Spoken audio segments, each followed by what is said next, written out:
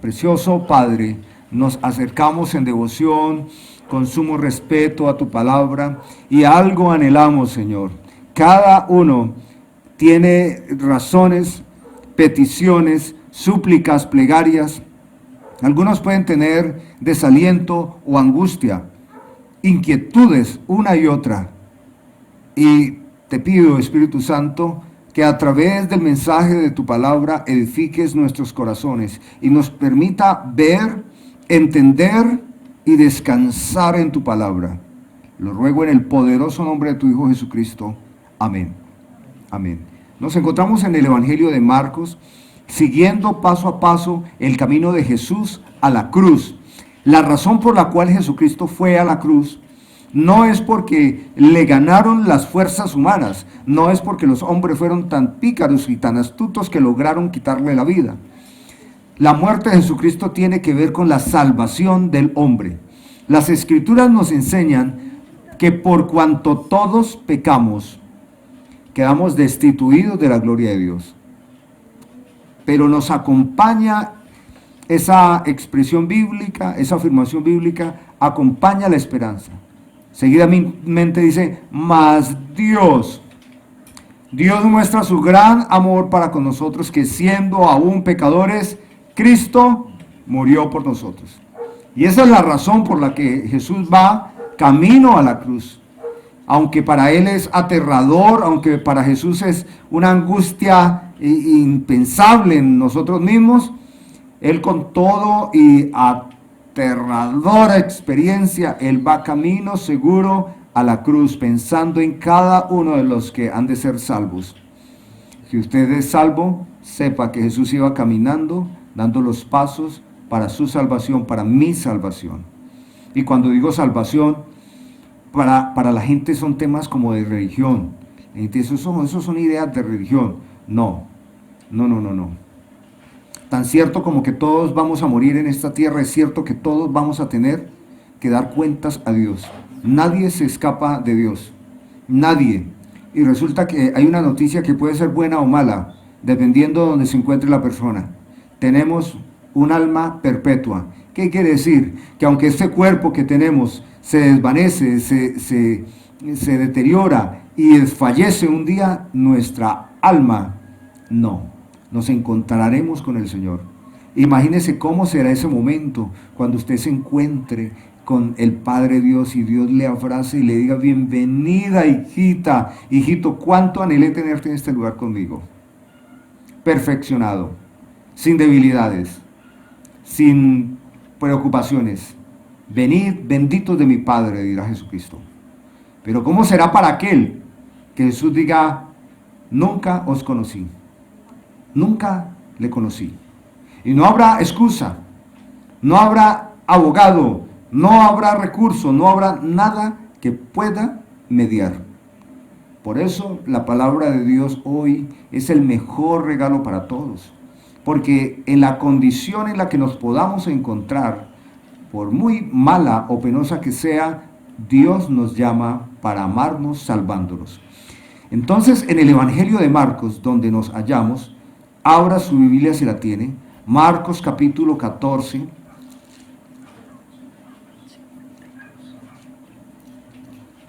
Evangelio de Marcos capítulo 14. Hoy nos vamos a encontrar con otra de las escenas dramáticas.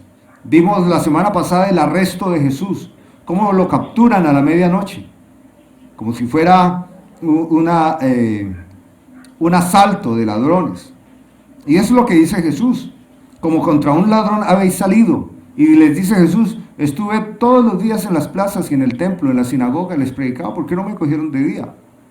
Ellos le atraparon de noche, es porque era una captura ilegal. Y tenían miedo a que parte del pueblo lo impidiera. Pero hoy vamos a ver lo que continúa en el versículo 53. Y en mi Biblia dice como título, Jesús ante el concilio. ¿Jesús ante qué? El concilio. ¿Qué es el concilio? Son las autoridades religiosas de Jerusalén, de esa época. Dice así, trajeron pues a Jesús al sumo sacerdote y se reunieron todos los principales sacerdotes, los ancianos y los escribas. Es una descripción que hace Marcos de las autoridades religiosas. Los ancianos eran como los jueces, como los magistrados. Los escribas y los sacerdotes, los escribas serían como los notarios. Los sacerdotes, la autoridad moral, ética, y al final la autoridad que determinaba un juicio. Todos ellos estaban ahí en contra de Jesús. Estos son personajes que nos recuerdan que no siempre el pensamiento que tenemos acerca de ciertas autoridades es correcto. Por un lado, hay algunas personas que desprecian las autoridades y debemos recordar que bien o mal las autoridades son puestas por Dios para regular, para que haya cierto orden, que las autoridades son puestas por Dios para proteger. El problema es que las autoridades son seres humanos y los seres humanos abusan de su autoridad. Y es por eso que hay personas que desprecian la autoridad. Dice yo, ninguna autoridad, yo mismo. Y se vuelven su propia autoridad. Y cuando una persona se vuelve su propia autoridad, queda a expensas a su propio criterio y tarde o temprano también fracasará. Los líderes religiosos de esta escena nos recuerda que hay falsos maestros, que hay falsos pastores, que hay falsos obispos, que hay falsos sacerdotes, que hay falsas personas que se visten de piedad. Jesús una vez recriminó de una forma muy fuerte a estos personajes de la época, diciendo que ellos eran como sepulcros blanqueados. Qué imagen tan fea, ¿no? Uno va a un cementerio y uno ve, claro, por supuesto, las bóvedas pintadas de blanco y adornadas con flores, pero por dentro hierve la putrefacción. Así describe Jesús a estos líderes religiosos. ¿Y qué diría yo? Que es muy importante que como hijos de Dios podamos discernir qué personas son guiadas por el Espíritu Santo e influyen a partir de la palabra de Dios. Nadie que predica la palabra de Dios debería hablar desde su experiencia personal. No debería ser así. Nuestras experiencias de ninguna manera deben ser autoritativas, ni deben guiar la vida de nadie. Son solo experiencias que en algunos casos ni siquiera corresponden al carácter de Dios. Porque quiero decir algo, no todo lo que nos funciona significa que viene de Dios. No todo lo que sale significa que es voluntad de Dios. Usted ha escuchado de personas que dicen, bendito sea Dios, era voluntad de Dios esto que me pasó, porque quise hacerlo y se me abrieron las puertas. Recuerdo una vez estaba yo en una ciudad y conocí a una señora que nos contó un testimonio con mucha alegría. Nos dijo, le doy muchas gracias a Dios porque yo siempre anhelé tener una casa y le pedí a Dios que me diera una casa. Y mi hijo se fue para los Estados Unidos, él iba y volvía y me construyó una casa muy bonita. Y Satanás se metió y capturaron a mi hijo, le encontraron los intestinos llenos de droga, pero eso fue el diablo que se metió ahí. Así pensaba esta señora, que Dios la estaba bendiciendo y que era voluntad de Dios que haciendo el mal, un mal tan penoso, tan grosero como ese, va a ser una obra de Dios. Pero hay gente que está convencida de que va donde la pitonisa, el horóscopo y diferentes cosas y que Dios está obrando. No, hermanos. Debemos recordar que así como todo lo que brilla no es oro, no todo lo que se viste de luz es Dios. Estos personajes, fíjese, los principales sacerdotes, los ancianos y los escribas. ¿Qué nos puede decir a nosotros esto? Que de alguna manera todos ejercemos una autoridad, una influencia en donde nos encontramos. Y necesitamos también medirnos, pedir a Dios que nos ayude a regularnos. En el versículo 54 nos muestra otro personaje, Pedro. Pedro lo siguió de lejos hasta dentro del patio del sumo sacerdote y estaba como sentado con los guardias calentándose al frío. Pedro es un personaje muy querido porque Pedro es uno de los discípulos de Jesús. Recuerda que Pedro, con toda seguridad, apasionado y muy querido con Jesús, le dice: Maestro, aunque todos te abandonen, yo no. Puedes contar conmigo. Jesús, aún si tu vida estuviese en peligro, yo me hago matar por ti, mi vida daría por ti. Eso lo dice Pedro, como a veces nosotros podríamos hacer afirmaciones de nuestra capacidad. Sin embargo, nos damos cuenta que no nos conocemos. Nos damos cuenta que somos frágiles, que nos da miedo y que en muchos momentos podríamos hasta negar el nombre de Cristo. Hay personas que pueden decir: en mi trabajo nadie sabe que yo soy cristiano, y nadie tiene por qué saberlo. Yo a nadie le digo que soy cristiano, que la gente lo sepa por mi testimonio. ¿Cómo le parece eso? No. El Evangelio no es el ejemplo. El Evangelio es proclamar la palabra de Dios, aún en lo deficiente del carácter del creyente. Hay que proclamar el Evangelio. Hay que contar que Dios se humanó. Jesús, la segunda persona de la divinidad, se hizo hombre, se encarnó, vivió como nosotros. No solo hizo señales milagrosas, tuvo caridad con los más sufridos, sino que hizo lo más duro, lo que jamás un ser humano puede hacer: entregarse a sí mismo para salvar, asumir la culpa del pecador para salvarlo. El poder de Jesucristo y su amor se hace evidente en la cruz, que el justo murió por los injustos, nosotros. Él murió por nosotros. Entonces Pedro, él tiene dolor. Me parece ver a Pedro que mira de lejos al maestro en el patio, y Pedro tiene lágrimas y tiene angustia. Y Pedro como que le ora a Jesús y le dice: Maestro, tú puedes, salte de ahí, hazlo, maestro, no te dejes. Pero Pedro no está ahí. Pedro le sigue de lejos. ¿Usted sigue de lejos a Cristo o le sigue de cerca? Seguir a Jesucristo de cerca es ser su discípulo. Es ser su discípulo. Es procurar conocerle, amarle. En una ocasión Jesús dice: ustedes son mis amigos si hacen lo que yo les digo. Si un hombre nos dice eso, eso es peligroso, porque los seres humanos nos pueden engañar. Pero cuando Jesús lo dijo, Jesús, Dios encarnado, en su humanidad no había pecado, ni maldad, ni picardías, ni doblez. Así que Jesús expresa esto: ustedes son mis amigos si hacen lo que yo les he mandado. Y eso es seguir a Jesús de cerca. Seguir a Jesús de lejos es apreciar la fe. Que a una persona le parece interesante el cristianismo y dice: sí, la Biblia es un libro muy bonito, ahí uno encuentra mucha sabiduría, en algún momento abro la Biblia y leo algo y eso me reconforta. Seguir a Jesús de lejos es ver el Evangelio como una alternativa, como una posibilidad, y hay quienes dicen: yo un día voy a entregarme a Cristo, por ahora no, porque estoy muy joven, quiero disfrutar de la vida, quiero sentirme libre y hacer lo que quiera. Y piensan así, como si entregar su vida a Cristo fuese perder la libertad.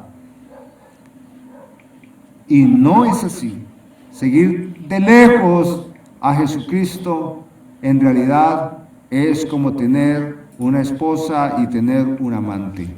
Así lo recrimina Dios en el Antiguo Testamento al pueblo de Israel, que teniendo a su Dios, a Jehová, Dios que los había sacado de la esclavitud, que los llevó a través del desierto y que los libró de tantas batallas y que los socorrió tantas veces, tan pronto ellos se sentían bien, protegidos, la tierra daba sus cosechas, sus mujeres parían hijos, las ovejas se multiplicaban, las cabras el ganado, tan pronto se sentían bien y seguros, empezaban a guardar en sus bolsillos o a hacer pequeños altares a Baco, a Afrodita, a Baal y adorar.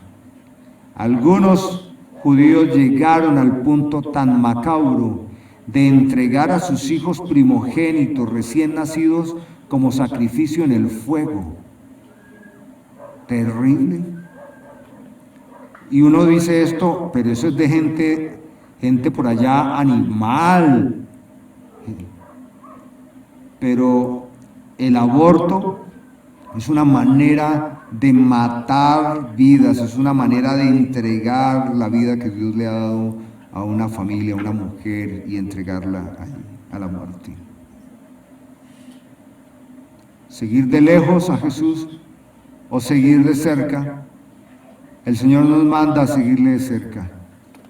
Veíamos el miércoles en nuestro estudio de teología sistemática que Jesús usa una metáfora, esta: yo soy la vid. Y Él dice esto: porque separados de mí, nada podéis hacer. ¿Nada de qué? Nada trascendente, significativo, nada digno de gloria a Dios. Todo lo demás lo hacemos, pero nada que edifique nuestra comunión con Dios. Seguir de cerca a Jesucristo es un llamado que Dios nos hace hoy, entregarnos a Él. ¿Por qué las personas se entregan a su confianza a otras personas? ¿Por qué se entregan a proyectos? ¿Por qué se entregan a esfuerzos humanos perecederos que nunca van a trascender en su vida? Y se entregan con todo su corazón. Pero a Cristo no. A Cristo dan las migajas de su vida. Parece ser como ese caso que vimos hace unos meses. Jesús observa en el templo, dice, y los ricos daban mucho, pero eso mucho era lo que les sobraba, nada que les doliera, nada que fuese algo penitente o de corazón. Y dice, y vio una viuda, una viejita, que solo tenía 2 cuadrantes, 2 monedas insignificantes, y las dio. Y dijo, esta mujer dio más que todos. ¿Por qué? ¿Dio más en términos de dinero? No, ella dio lo que le dolía.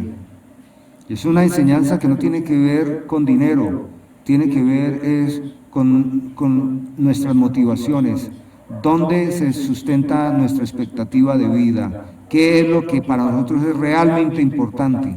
Si Jesucristo es lo más importante, nos damos a Él, y Él es nuestra razón en la adoración.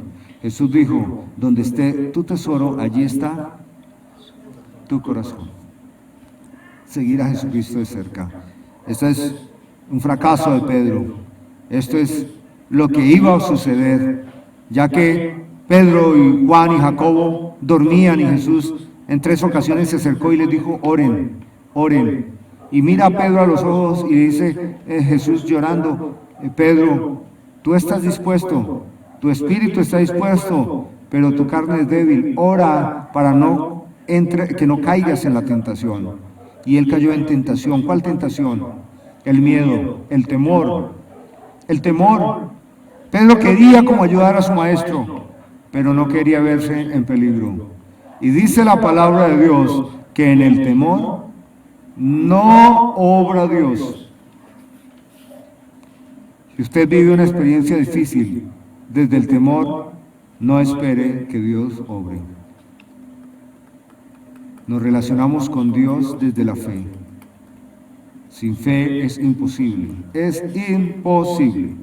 no es probable agradar a Dios. En el versículo 55 nos dice, los principales sacerdotes y todo el concilio buscaban testimonio contra Jesús para entregarlo a la muerte. Fíjense lo que dice Marcos, pero no lo hallaban, no lograban encontrar testimonio. Esto habla de cómo ellos tramaban una acusación falsa, pero ni siquiera así lo lograban.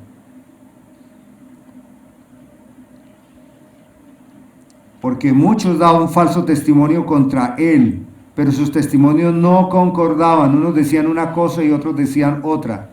Decían cosas alteradas como estas. Entonces, levantándose unos, dieron falso testimonio contra Jesús diciendo, nosotros lo oímos decir, yo derribaré este templo hecho a mano y en 3 días edificaré otro no hecho a mano. Y en el Evangelio de Juan, capítulo 2, versículo 19, nos dice que no fue así como Jesús dijo. Jesús los desafía y les dice, destruyan este templo, destruyanlo, y yo lo volveré a reconstruir. Hablando, dice la palabra de Dios, hablando de su propia vida. Como si Jesús hubiese dicho esto: bueno, quítenme la vida, mátenme, y al tercer día voy a resucitar. Pero estos infames vividores que se venden por el soborno, que engañan falso testimonio por dinero, estaban haciendo acusaciones usando palabras de Jesús y tergiversando, alterando la verdad. ¿Quién de usted no se ha sentido ofendida cuando alguien ha cambiado o ha dado una versión distinta a algo que usted dijo para hacerle daño? Usted dijo esto, y usted dice, pero es que eso no es lo que yo dije. Dijo, sí, eso es lo que yo entendí. La mentira, la trama. Tanto Pedro, que se siente angustiado, lleno de miedo y no quiere exponerse a la muerte, como estos hombres que acusan a Jesús con falso testimonio, están pecando y están sometiendo a Jesús a una aflicción muy grande. Esto es lo que está viviendo Jesús. ¿Cree que la Biblia nos dice cuál era su estado de ánimo? Claro que sí, nos lo dice. Como no hallaban falso testimonio, nos dice el siguiente versículo, versículo 60. Entonces el sumo sacerdote, levantándose en medio, preguntó a Jesús diciendo, me imagino el sumo sacerdote ya desesperado, porque no lograba el objetivo de hallar un testimonio contundente para darle muerte a Jesús. Así que el tipo dice, esto me toca a mí, y se levanta y ¿qué dice? Con ira le grita a Jesús, ¿no respondes nada? ¿Qué testifican estos contra ti? Y dice el versículo 61 respecto a Jesús, el manso y humilde, pero él callaba y nada respondía. Él callaba y nada respondía. Jesús no respondió a las necedades, a los falsos testimonios, no respondió a las burlas, a las acusaciones de estos viscerales pillos, no respondió. Y esto nos lleva a Isaías capítulo 53, donde hallamos la profecía del siervo sufriente, del Cordero de Dios que quita el pecado del mundo. Abra su Biblia, Isaías capítulo 53, versículo 7. En este texto dice cómo se encontraba Jesús, cómo era su estado de ánimo.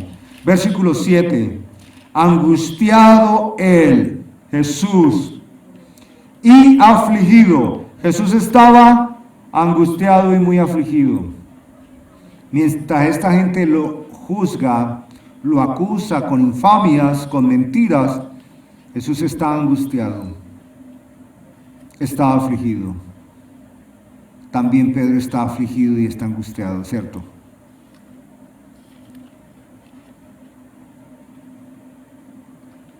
Pero dice Isaías, no abrió su boca.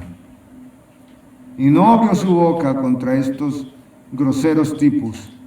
Como un cordero fue llevado al matadero. Vamos a pensar en esta semana que ha transcurrido, cuántas veces usted la ha pasado mal por abrir su boca, por defenderse. Con el tiempo nos damos cuenta que no debemos abrir la boca por todo, que no debemos defendernos por todo, que no debemos pleitear con todos, que no vale la pena entrar en disputas con todos. Algunos dicen que debemos escoger nuestras batallas, Y yo creo que es así. Hay momentos en que callar, hacer silencio, es la oportunidad de escuchar la voz de Dios que retumba y nos defiende. Pero cuando abrimos nuestra boca y no es nuestro momento, estamos impidiendo que sea Dios quien nos defienda. El entorno más difícil para la vida de un cristiano es su propia casa. Ese es el entorno más difícil. No hay nada más fuerte que vivir la vida cristiana en el hogar, porque en el hogar hay un roce constante con las personas que uno vive. Lo conocen mucho y uno los conoce. Y a veces se pierde el respeto, sobre todo de los hijos a los padres. Y los hijos piensan que ellos pueden acusar a los padres y maltratarlos o lo demás.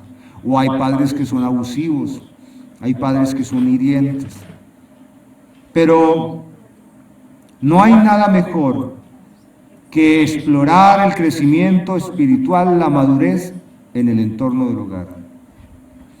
Yo creo que el hogar es el lugar donde Dios moldea nuestro carácter. Por eso es que hay personas que huyen del hogar. Hay personas que no les gusta llegar a la casa. No les gusta. Es que en el hogar tenemos que a veces callar, tenemos que orar, tenemos que conciliar y muchas veces dejar que sea Dios quien obre. Si a usted le ha pasado algo así, recuerde lo que dice la palabra de Dios. Humillémonos delante del Señor y Él nos exaltará cuando sea tiempo. Eso es así. Y es lo que hace Jesús. Él no responde a ninguna de estas acusaciones. Pero a partir del versículo 61 se revela la palabra, la identidad de Jesús. Él callaba y nada respondía. Así que este sumo sacerdote desesperado le vuelve a preguntar: ¿eres tú el Cristo, el Hijo del bendito? Dos preguntas, dos afirmaciones categóricas. ¿Eres tú el Cristo? ¿Eres tú el Salvador? ¿Eres tú la promesa que le hizo Dios a David de un rey eterno que traería la paz a Israel? ¿Tú eres el Salvador de los hebreos? ¿Tú eres? Y la otra, ¿eres en esencia Dios? ¿Eres divino? A veces escuchamos que va la señora con la mascota y ve otra mascota y dice: ¡ay, tan divino! ¡Qué necedad! Divino es Dios, nada más es divino. Dice: limpié la casa y quedó impecable. ¡Qué error! Solo Dios es impecable. ¿Eres tú el Salvador? ¿Eres el Mesías esperado? ¿Eres el Mesías anunciado? ¿Eres la promesa de Dios para nosotros?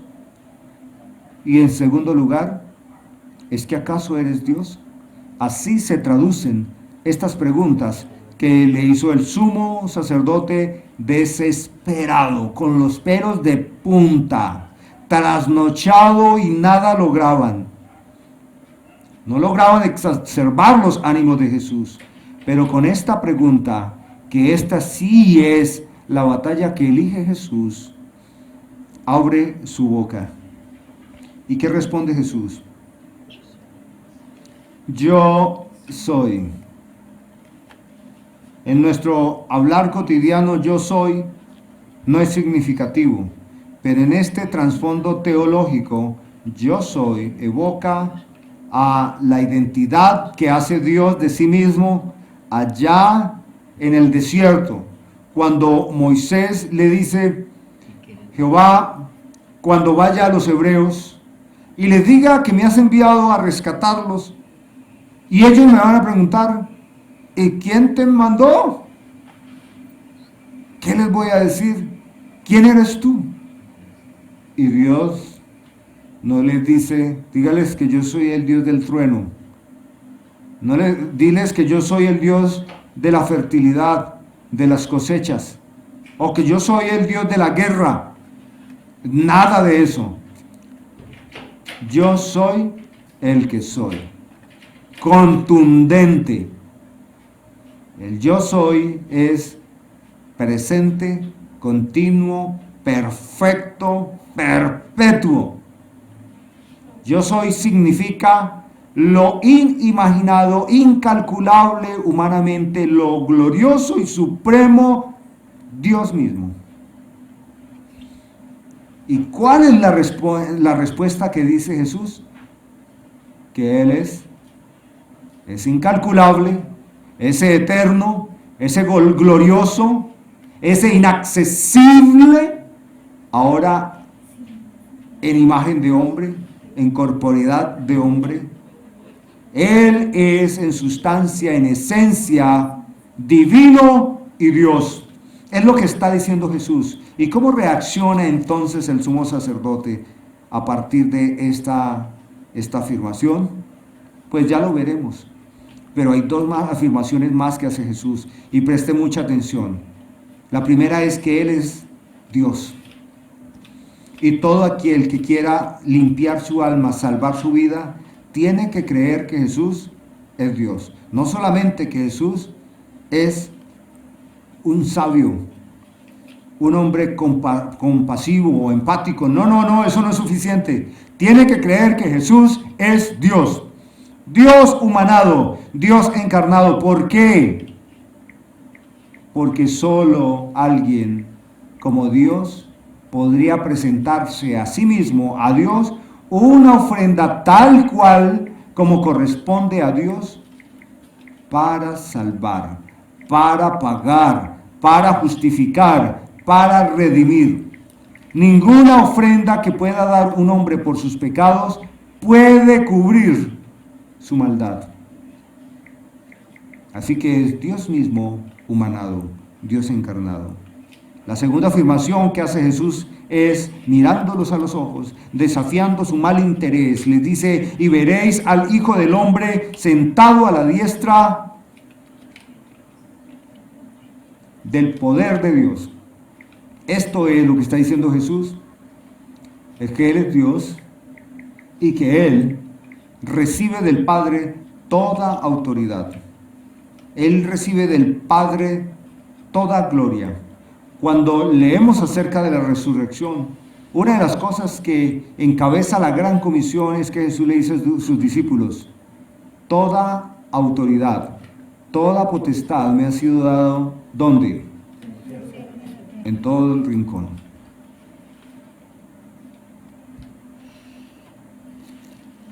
Les invito a que leamos Efesios capítulo 1, versículo 22 y 23.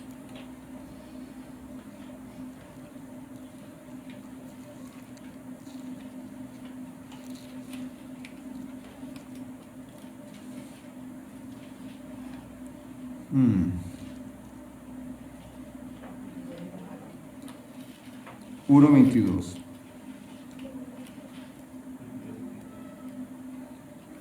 Y sometió todas las cosas debajo de sus pies, y lo dio por cabeza sobre todas las cosas a la iglesia,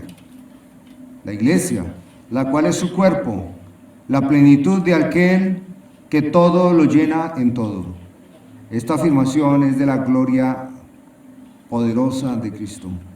Jesús se encuentra con sus manos atadas, tal vez sus pies atados.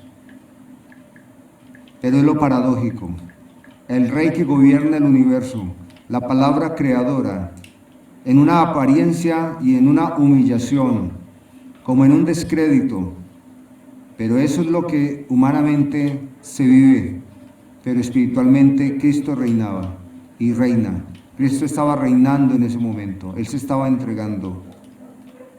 ¿Sí? Entonces el sumo sacerdote, rasgando sus vestiduras, dijo: ¿qué más necesidad tenemos de testigos? Y encontró su alegría y su fidelidad y su felicidad.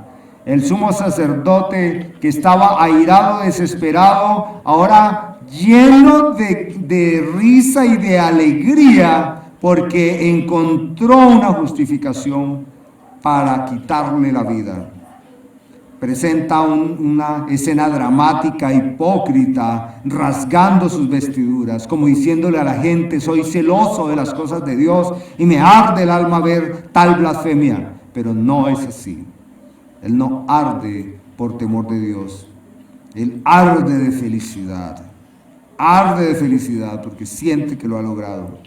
Y él no puede entender que Jesús acaba de decir que una tercera afirmación es que Él vendría en las nubes del cielo. Y venir en las nubes del cielo es lo que todos esperamos y de lo que nadie se va a escapar. En la revelación bíblica sabemos que un día Dios va a destruir todo lo que hay y va a hacer un nuevo cielo y una nueva tierra donde more la justicia y la verdad.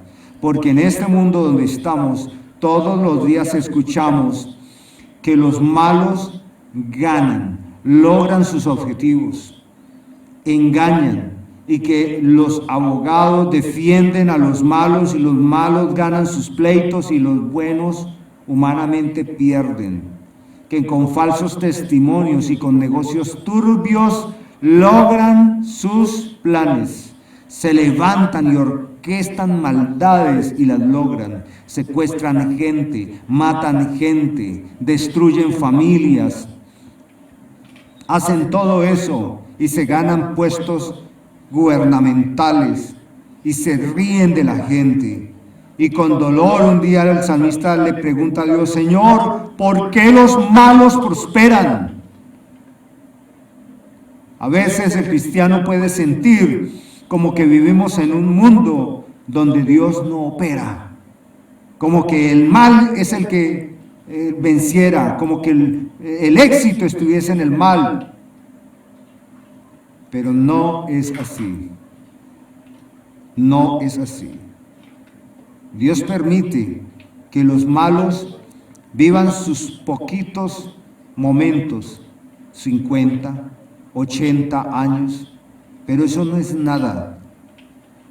Y a ellos dice las Escrituras que solo les resta una horrenda expectación de juicio. No se angustie porque vea que los malos tengan las cosas que usted no tiene. No lo haga.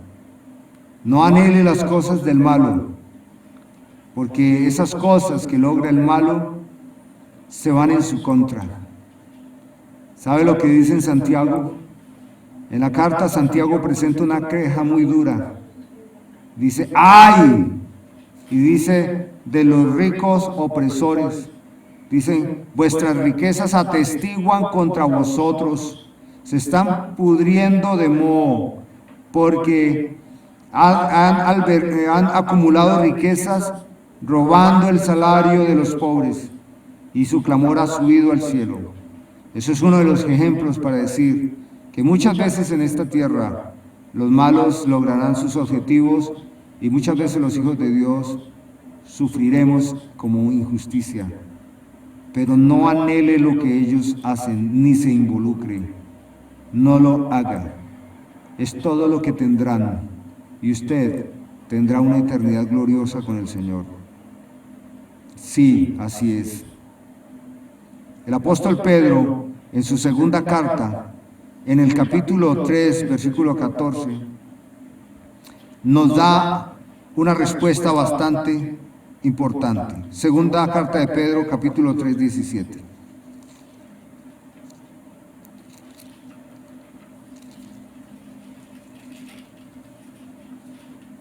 Respecto a lo que Jesús le dijo al Sanedrín: verán al Hijo de Dios sentado a la diestra del Padre y vendré otra vez.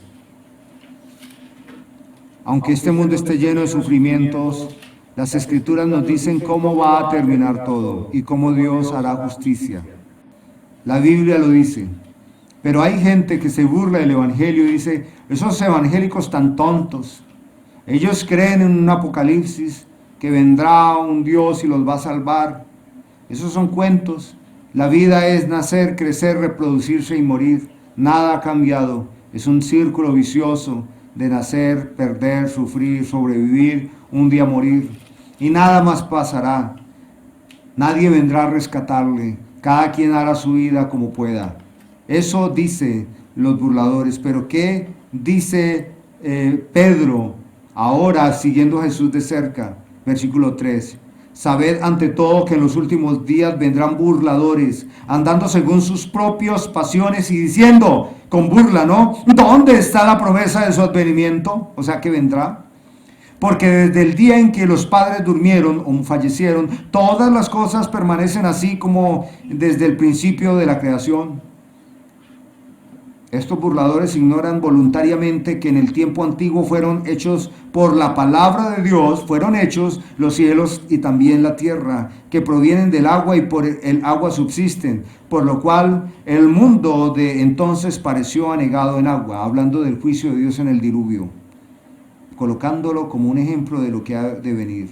Pero los cielos y la tierra que existen ahora están reservados o sentenciados ya por la misma palabra, guardados para el fuego en el día del juicio y de la perdición de los hombres impíos. Pero amados, hablándole a los que creen en el Señor, no ignoréis, no lo olvides, no te desentiendas, no pierdas la confianza en esto, que para el Señor un día es como 1000 años y 1000 años como un día. El Señor nuestro Dios no retarda su promesa, según algunos la tienen por tardanza, sino que es paciente para con nosotros, no queriendo que ninguno perezca, sino que todos los que han de ser salvos procedan al arrepentimiento. Pero el día del Señor vendrá como ladrón en la noche, entonces los cielos pasarán con gran estruendo, los elementos ardiendo serán deshechos, y la tierra y las obras que en ella hay serán quemadas. Puesto que todas estas cosas han de ser deshechas, ¿cómo no debéis andar vosotros en santa y piadosa manera de vivir? ¿Cómo? Esperando y apresurándonos para la venida del día de Dios, en el cual los cielos encendiéndose serán deshechos, y los elementos siendo quemados se fundirán. Pero nosotros, la iglesia de Jesucristo, la iglesia que Dios desea, el pueblo de Dios, nosotros esperamos según sus promesas, no según lo que vemos, sino según sus promesas, que Él vendrá, cielos nuevos y tierra nueva, en los cuales mora la justicia. Por eso, amados, estando en espera de estas cosas, procurad con diligencia ser hallados por Él, sin mancha e irreprochables, en paz. Jesucristo vendrá. Ya sabemos cómo terminarán las cosas. Él vendrá. Nos dice las Escrituras que cuando Él venga, será un impacto global, tan aterrador que toda rodilla se doblará y toda lengua confesará que Jesucristo es el Señor. Esto no significa que todos se arrepentirán, sino que al estar frente a la presencia de Cristo, los que han sido enemigos de Dios caerán al suelo llenos de terror, miedo. Pero usted y yo, que hemos creído en Él, no estaremos rendidos en el suelo con miedo. Estaremos postrados, llenos de gozo, llenos de alegría, llenos de felicidad, porque se cumple la última promesa, la restauración de todas las cosas. Y nunca más habrán falsos testimonios, orquestarán planes inicuos, planes macabros. Nunca más los malos obtendrán victoria. Cuando el Señor Jesucristo venga por su iglesia y haga nuevas todas las cosas, restaure las cosas, entonces la maldad perderá su poder y llegará a su fin todos los planes de aquellos que aborrecen el nombre del Señor Jesucristo. Esto lo afirmó Jesús ahí. Es la única respuesta que Él dio y es muy importante para nuestras vidas. Y fíjese, no soporta el sumo sacerdote, estalla de felicidad. Él está feliz, pero exterioriza públicamente una aparente ira y celo, que no es cierto. Y grita: ¿qué más necesidad tenemos de testigos? ¿Habéis oído la blasfemia? ¿Qué os parece? Y dice el relato: y todos ellos lo condenaron, declarándolo digno ¿de qué? De muerte. Y miren la actitud de estos viscerales. Entonces algunos comenzaron a escupirlo, a cubrirle el rostro, a darle puñetazos y a decirle: profetiza. También los guardias le daban bofetadas. En otros evangelios nos dicen que comenzaron a jugar con Jesús, le tapaban los ojos y lo golpeaban muy fuerte. Y lo golpeaban y se burlaban y decían: adivina, ¿quién te golpeó? Y lo pateaban y: ¿quién te golpeó? Tú lo sabes todo. Ese es el carácter de los hombres sin Dios. Esos son sus amigos. Esa es la gente que le rodea a usted. Ese es el círculo social que usted elige para usted, para su familia. Ese es el entorno que usted desea para su vida. Esos son el tipo de gente que debe acompañarle. Esas son las personas, los buenos amigos que usted debe tener.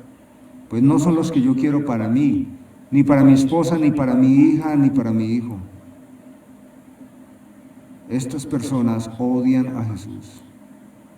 Odian a Jesús. Pero las personas que odian a Jesús odian a los cristianos también. Odian al Evangelio. Y dicen falacias como esta: todas las iglesias son club de ladrones, todos los pastores son ladrones, todos los evangélicos son hipócritas, todas las iglesias son falsas. Eso dicen ellos. Eso no es verdad. Si bien es cierto que en todas las iglesias siempre llega alguien vestido de piedad, lo mejor es identificarle, confrontarle. Pero la iglesia es de Cristo, comprada a precio de sangre, y Él la va santificando, purificando.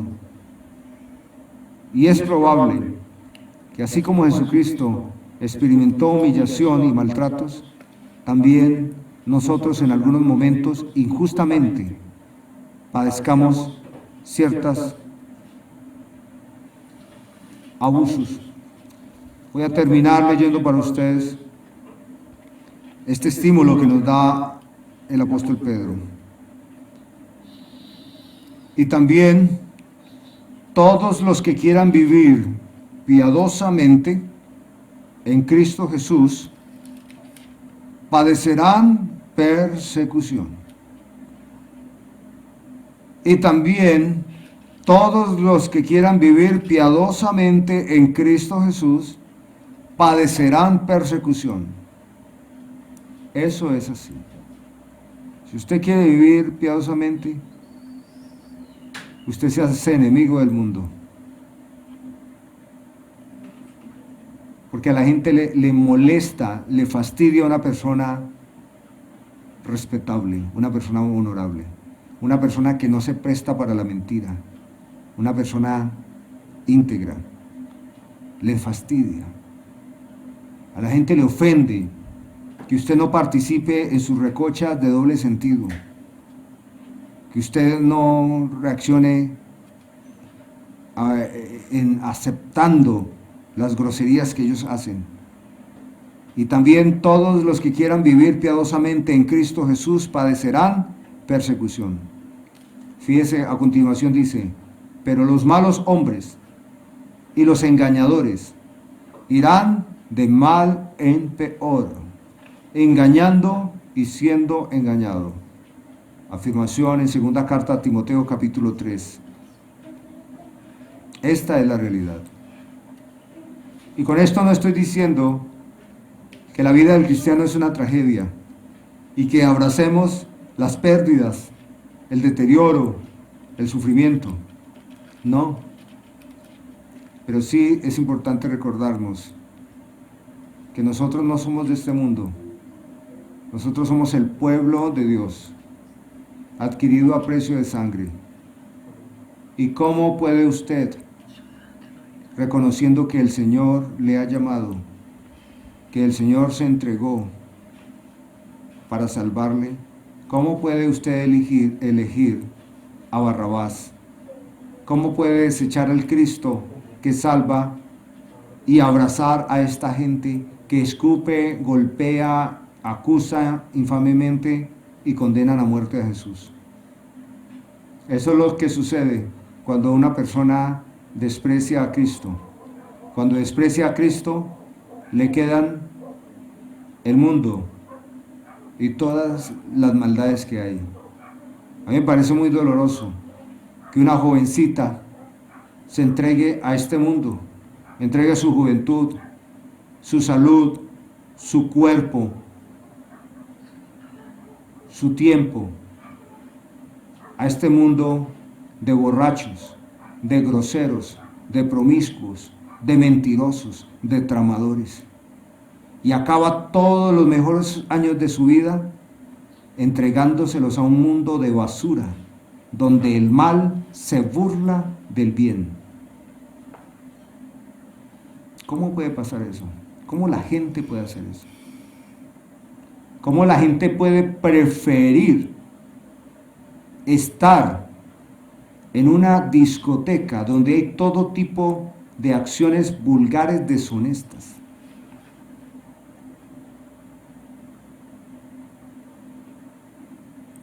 Y puede usted imaginar o tener otros ejemplos. Y Jesús llama al arrepentimiento. Jesús llama a una vida piadosa.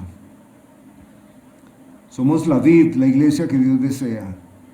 Somos una iglesia centrada en la Escritura, solo Escritura.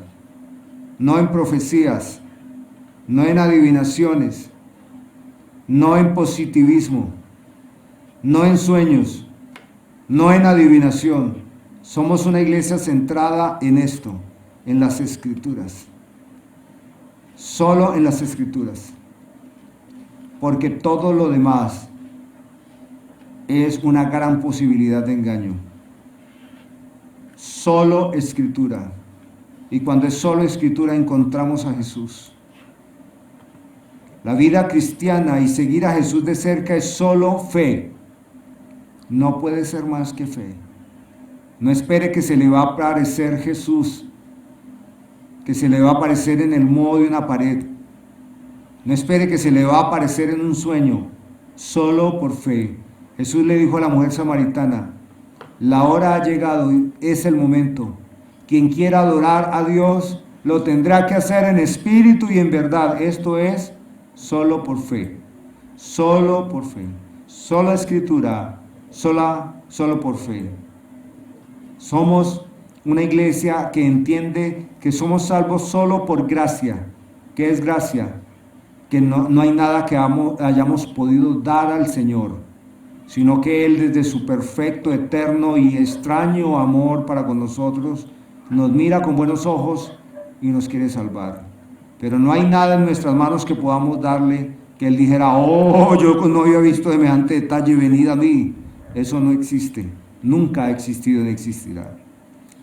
No había visto qué persona tan brillante, inteligente, venga a mi reino. Eso no es posible, solo por gracia. Y somos una iglesia que entiende que todo lo que vivamos, todo lo que seamos, todo lo que logremos, todo lo que tengamos y todo lo que no hagamos será siempre solo para la gloria de Dios. Así lo entendieron los reformadores, así lo proclamaron. Sola escritura, sola fe, sola es gracia, solo Cristo salva, soli Deo gloria. Y hoy Jesucristo llama. Bendito Dios, te doy muchas gracias en esta noche, porque nos das la oportunidad de admirarte incluso en uno de los momentos más humillantes, ese falso testimonio, ese errático momento de juicio, un juicio de criminales sentenciando al único Dios justo, al único hombre que es impecable, al único. Los hombres cargados de pecado y de maldad, sentenciando a la imagen visible de Dios invisible. Y hoy estamos aquí, Señor, y vemos tu gloria, vemos tu amor y vemos tu fortaleza en un momento tan terrible como ese. Y entonces sabemos, Jesús, que si un día vamos por un valle de sombra de muerte, tú nos entiendes, tú nos amparas, tú nos sostienes, tú nos levantas y nos haces más que vencedores. Ponemos hoy toda nuestra confianza en ti. Jesús, tú eres Dios. Tú eres el gran yo soy. Estás sentado a la diestra del Padre y reinas por siempre. Y un día vendrás. Cuánto anhelamos abrazarte, Jesús, besar tus pies y ya no, Señor, ver que los malos se rían y burlen tu nombre. Nos consagramos y nos entregamos a ti en esta noche. En Cristo Jesús, Señor nuestro. Amén. Somos la vid, la iglesia que Dios desea. Una iglesia centrada en la autoridad de las Escrituras, el desarrollo de buenas y sanas relaciones y cuidado pastoral.